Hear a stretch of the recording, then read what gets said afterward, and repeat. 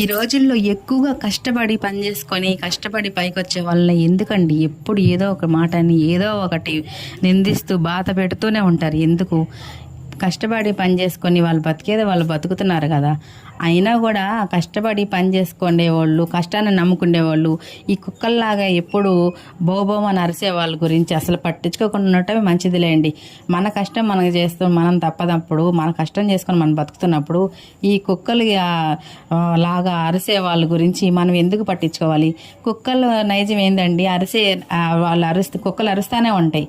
అలా కుక్కలు అరుస్తున్నాయని చెప్పి ఈ కుక్కలు అరుస్తున్నాయి కదా అని చెప్పి మనం ఏం చేస్తున్నాం, కష్టపడి ఏ పని చేసుకుంటున్నాము, మన బతికి ఎలా బతుకుతున్నామని ప్రతి ఒక్కరికి బొట్టి పెట్టి ఎవరిచ్చాల్సిన అవసరం అయితే లేదు కదండి.